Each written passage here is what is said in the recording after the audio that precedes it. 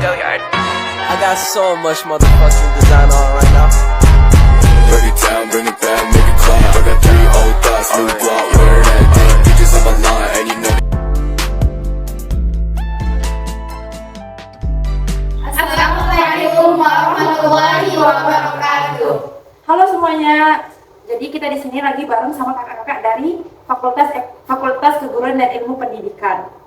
Di sini kita mau bahas tentang adat Lombok nyongkolan pandangan kakak-kakak mahasiswa FKIP untuk nyongkolan ini dalam segi agama. Tapi biar lebih akrab, kita kenalan dulu ya sama kakak-kakaknya. Nama saya Ina Nurhaliza. Nama saya Diani Zerina.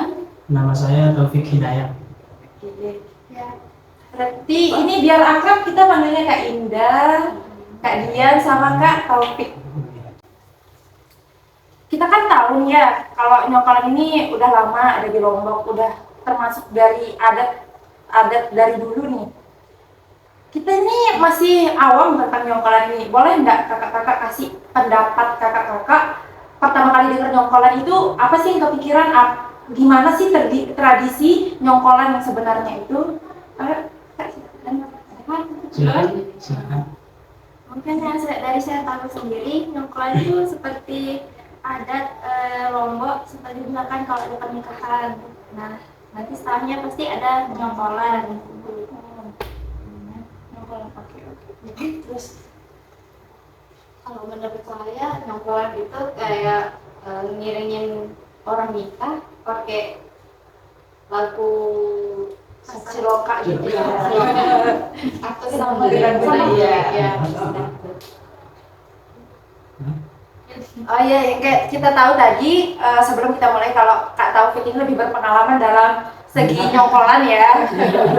Jadi bisa nggak tolong kayak kasih kita gambaran atau bisa jelasin kita nggak gimana sih nyongkolan itu, apa aja acara-acara di dalamnya, mungkin bisa sebelum mulai acaranya atau sebelum ada ciloka tadi, sebelum jalannya itu apa itu?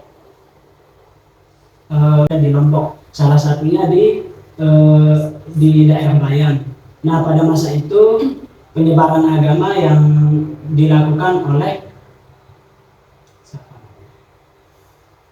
ada seorang tokoh yang menyebarkan agama Islam di daerah Bayan, dan salah satunya juga yang ada di Kabupaten Lombok Barat itu berada di Bengkamu. Nah, itu penyebaran agama yang ada di Lombok. Jadi nyongkolan ini berasal dari adanya akulturasi antara agama Islam dengan budaya yang ada pada orang Jawa. Jadi Sunan Prapen yang tokoh dari penyebaran agama Islam itu, dia itu seorang yang berasal dari Jawa. Nah, tradisinya itu dibawa ke Lombok ini. Berarti bukan asli berasal dari Lombok. Iya, jadi agama Islam ini berasal dari agama Islam yang dibawa oleh Sunan Prapen. Sunan Prapen itu menerapkan tradisinya itu yang ada di Lombok. Nah, jadi yang pertama itu tradisi antara tradisi Jawa dan Lombok. Nah, sedangkan yang ada di Lombok itu digabungkan oleh akulturasi, namanya penggabungan antara budaya Jawa dengan budayanya orang Bali. Jadi ini penyebabnya nyongkolan itu pertama kali timbul yang ada di Lombok ini. Mungkin begitu. Terus bisa nggak kakak tolong kasih gambaran gitu, apa aja ada acara misalnya kayak sebelumnya itu kita pernah dengar ada zikiran gitu sebelum acara itu dimulai, misalnya malamnya gitu atau sebelum nyongkolan.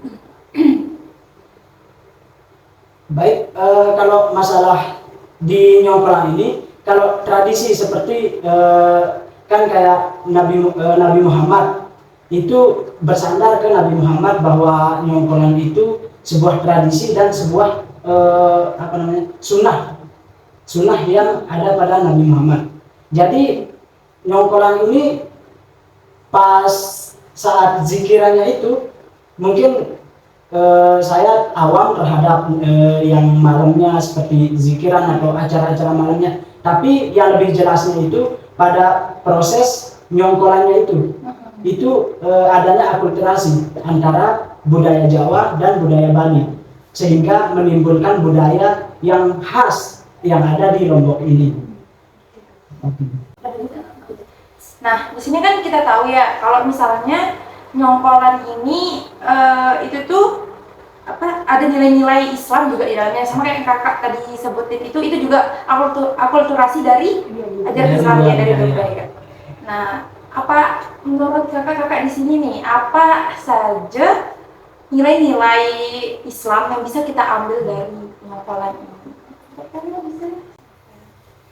Kan pas nyongkolan itu menurut saya keluarga dari mempelai wanita sama keluarga dari mempelai prianya pasti bertemu, mungkin kerabat-kerabatnya, keluarga-keluarganya, mungkin di situ bisa mulai di apa namanya, bisa mulai terbentuk silaturahminya, terjalin ikatan silaturahmi, yang dimana silaturahmi ini dari ajaran, salah satu dari ajaran Islam. Berarti menurut kakak itu bahwa nyongkolan ini salah satu cara untuk bersilaturahmi antara keluarga atau kerabat dari mempelai pria dan wanita.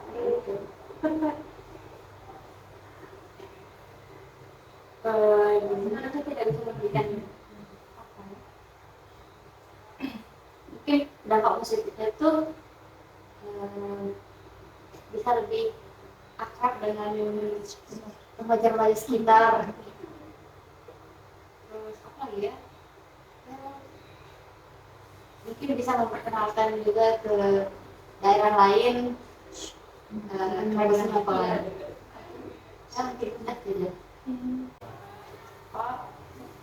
Jadinya kan kayak gini ya, kalau misalnya tadi kita ketahui nyongkolan ini itu tuh akulturasi kan. Akulturasi juga tadi disebutin kalau ada ajaran Islam di dalamnya, otomatis dia itu punya nilai-nilai Islam di dalamnya. Menurut kakak, apa saja nilai-nilai Islam yang bisa kita ambil dari nyongkolan? Sama kayak tadi disebut sama Kak Indah, Kak Dian, itu salah satu dampak positif dari nyongkolan.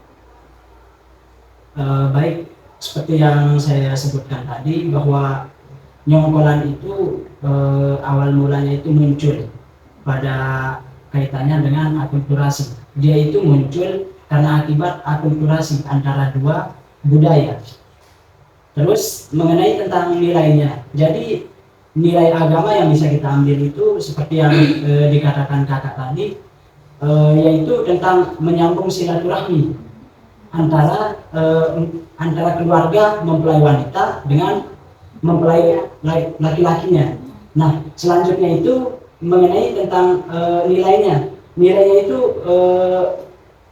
menjalankan sunnah pada Rasulullah SAW, bahwa pernikahan itu disebutkan bahwa itu merupakan sunnah yang paling atas derajatnya bagi seorang pria maupun wanita. Mungkin itu saya. Terima kasih. Oh ya, nah kan iya makanya besar gitu.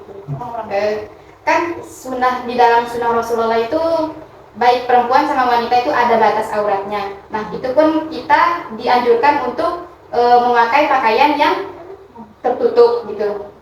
Nah sedangkan di tradisi nyongkolan itu kan kakak-kakak sendiri pernah lihat kan nyongkolan itu terbuka, tidak pakai hijab. Nah apa pendapat ataupun pandangan kakak-kakak sekalian tentang hal itu?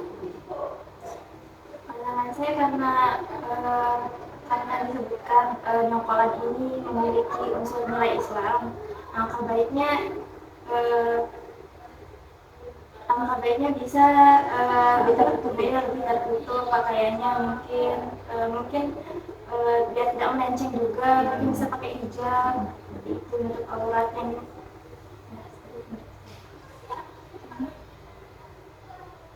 Kalau saya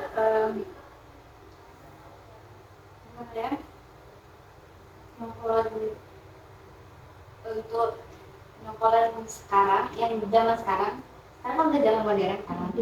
Jadi mungkin bisa lebih dikit aja kebaya atau pakaian yang dipakai agar lebih jangan terlalu menerawang gitu. Ya, jangan terlalu menerawang, atau bisa menggunakan ada konsep kan. Nah, mungkin bisa menggunakan itu di dalamnya, terus seperti katanya Indah tadi bisa menggunakan hijab. biar lebih sopan juga dan lebih tertutup. Lebih enak dilihat. Ya. Kan nanti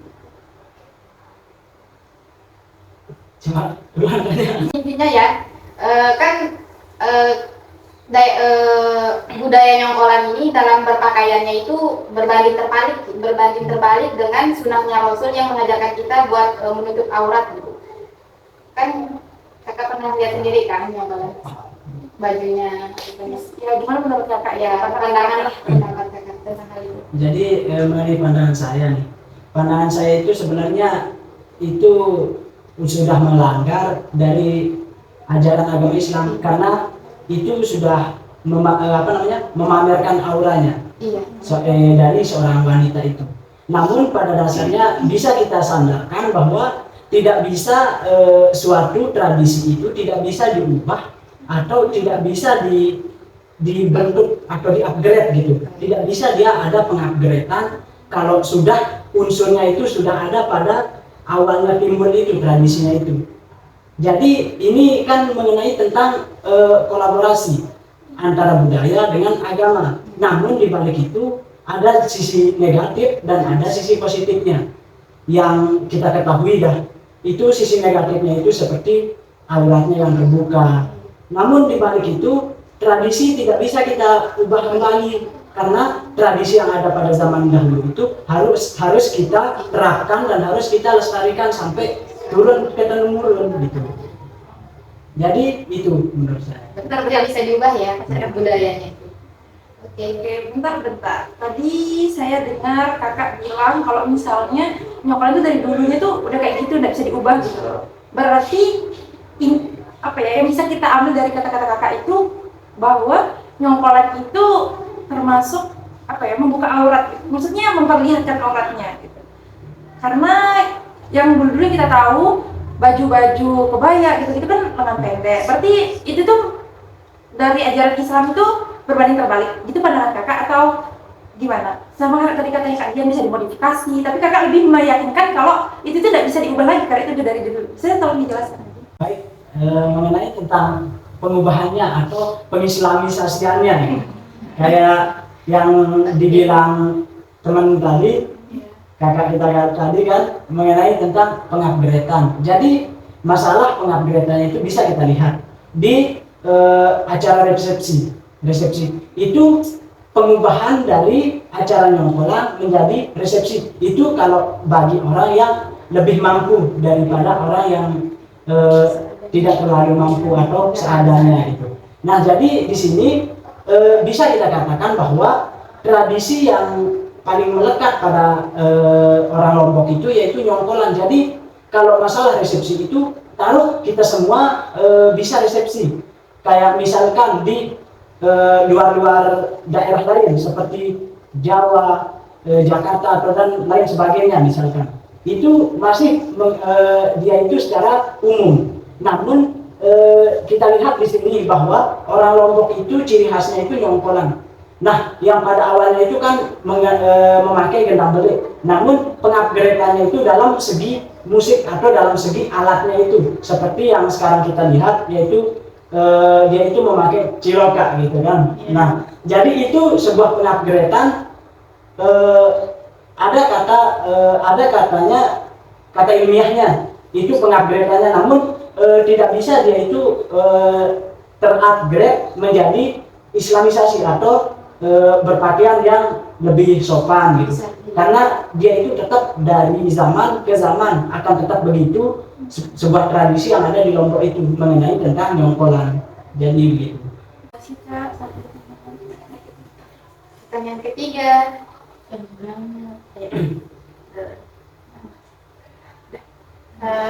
Jadi dari hasil diskusi kita yang sebelumnya nih, menurut kakak ini gimana nih cara kita biar tradisi adat nyongkolan ini tetap terjalan, tetapi dengan sesuai syariat Islam dan makna yang sebenarnya tanpa mengurangi adat yang sebelumnya aslinya. sesuai dengan syariat Islam tapi mengurangi Tanpa mengurangi ya nilai adat nilai yang asli. Mungkin kayak bisa dimodifikasi dari luarnya. Ya mungkin bisa, mungkin tergantung bagaimana keluarga dari keluarganya mungkin Menyikapinya. ya menyikapinya kayak gimana. Mulai dari kesananya mungkin ya banyak seperti itu. Begitu menurut saya. Kalau menurut saya sama juga sih seperti Indah. Tergantung keluarganya menyikapinya seperti apa dan seperti yang kita lihat untuk zaman sekarang kan jarang ada orang nongkrong lagi. Udah mulai hilang luntur ya. Ya karena mungkin itu seperti dibilang tadi tergantung apa Keluarga yang ya lebih banyak resepsi karena mungkin nggak mau ribet juga ya mungkin gitu.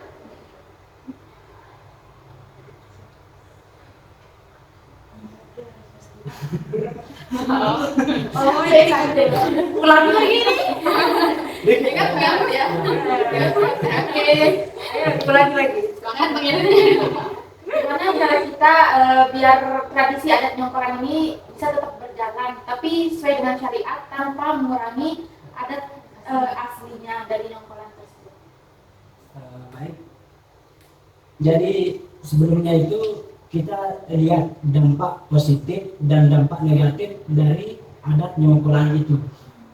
Yang dimana adat nyongkolan itu mempunyai, kalau orang-orang bilang itu lebih dominan dia ke negatif karena dari pakaian, dari kelakuan, dari kemacetan misalkan, atau dari lihat anak-anak remaja sekarang itu kan kalau ada yang nyongkolan itu pasti ya tahu lah. Nah, jadi gini, kalau kita lihat dari sisi negatif itu bisa saja nyongkolan itu akan punah kalau banyak orang yang mengklaim bahwa tradisi nyongkolan itu banyakan yang negatifnya, namun tidak melihat dari sisi positifnya. Nah, sebaliknya, jika kita lihat sisi positifnya, maka tradisi ini akan tetap terrealisasikan hingga zaman ke zaman, ke nenek moyang, ke apa namanya, keturunan kita kelak gitu. Jadi gini, adat nyongkolan itu bisa saja dia itu akan punah dari masa ke masa. Kayak contohnya kita lihat di zaman sekarang ini bahwa nyongkolan itu sudah minim dilaksanakan oleh orang-orang yang akan nikah gitu. Banyakan yang resepsinya. Namun di sisi lain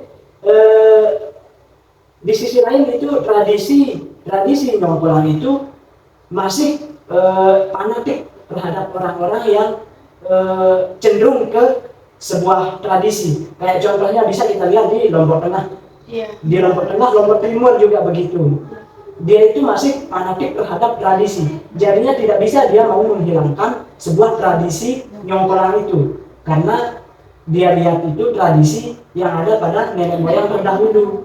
Jadi untuk bagaimana kita itu melestarikan atau bagaimana kita itu menjaga sebuah tradisi ini agar tradisi ini tetap berjalan hingga generasi seterusnya. Ya bisa dikatakan bahwa kita itu menetapkan adanya tradisi nyongkolan ini, namun tidak menghilangkan nilai agama di dalamnya dan nilai tradisi yang sudah ditetapkan pada zaman terdahulu.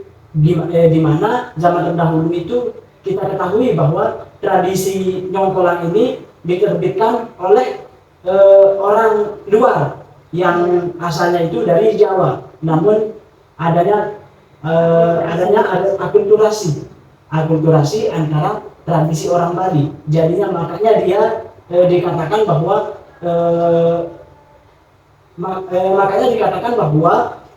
tradisi nyongkolan ini bisa dikatakan negatif dalam sisi pakaian, karena dia itu penerbitannya itu melalui proses akulturasi. Jadi gitu. Nggak semata-mata dari Islam saja. Oke, mungkin dari saya. Sedikit apa ya? Nyongkol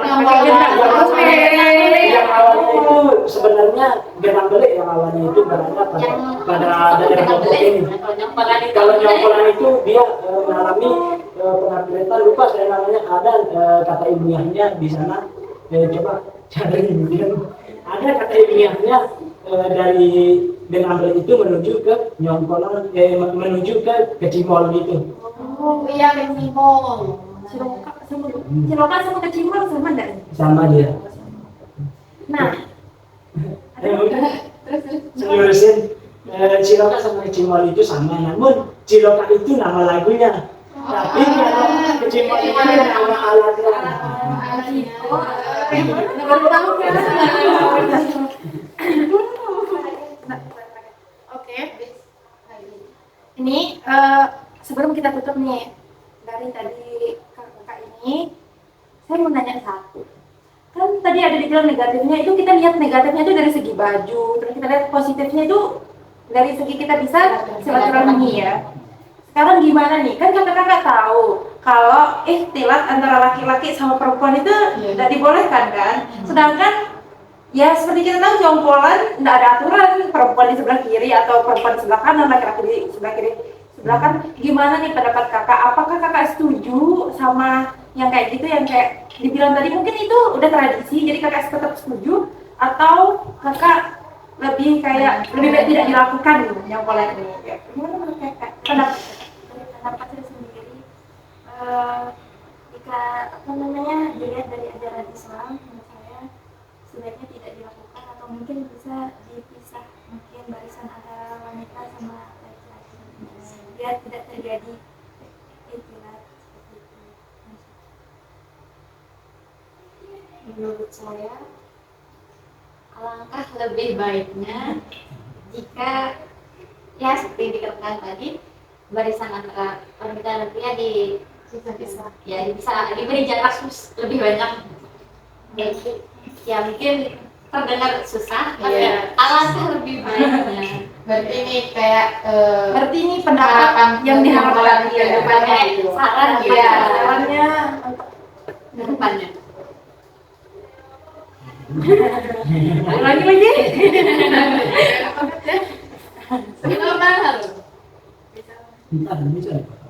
jadi gini kan, tadi yang kayak kita udah bahas tadi, kalau pengumpulan ini bisa dilihat dari sisi negatif sama sisi positifnya. Kalau dari sisi negatif kita bisa lihat itu pakainya terbuka gitu, dan kayak kakak tadi bilang kalau itu udah tradisi. Terus kalau dari sisi positifnya kayak tadi dibilang sama Kak Dian dan Kak Indah, itu tuh bisa untuk silaturahmi, terus dan yang tadi udah disebutkan. Nah, gimana nih menurut kakak kalau kita tidak bisa pungkiri di nyongkol itu pasti ada ikhtilat antara laki-laki sama perempuan. Gimana nih pandangan kakak? Apakah itu menurut kakak lebih baik tidak nyongkolan itu, lebih baik ada saran nggak gitu? Jadi kalau menurut saya itu, kalau kita melihat dari ajaran Islam, nyongkolan itu kalau ajaran Islam itu mengatakan bahwa nyongkolan itu bisa dikatakan bahwa dia itu kebanyakan sisi negatifnya. Namun di balik itu kita juga peduli terhadap tradisi nenek moyang kita. Nah, jadi di sini kalau menurut saya itu tradisi nyongkolan ini harus tetap dilaksanakan di daerah Lombok ini, karena ini merupakan tradisi pada nenek moyang kita terdahulu. Jadi kita harus lestarikan sampai terus menerus sampai ke depannya. Nah, kalau masalah antara campuran barisan perempuan dengan barisan laki-laki itu sudah ada penanggung jawabnya dalam proses nyongkolan itu. Jadi kalau bisa kita lihat contohnya, kalau orang nyongkolan itu yang bertanggung jawab itu yang bertanggung jawab itu adalah Yang bertugas memisah. enggak, apa namanya dimaksud itu? Enggak, Remaja. remaja-remaja yang ada di masjid gitu. Organisasi masjid.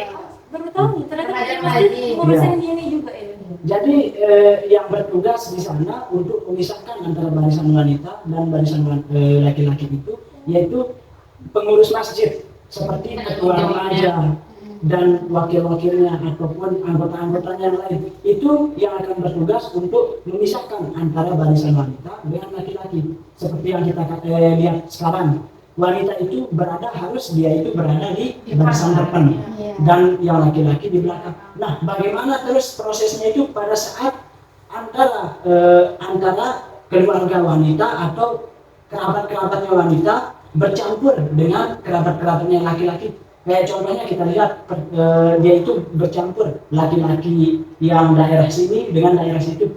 Kalau kita campur dia itu akan mengakibatkan sisi negatif, yaitu adanya keributan yang akan terjadi.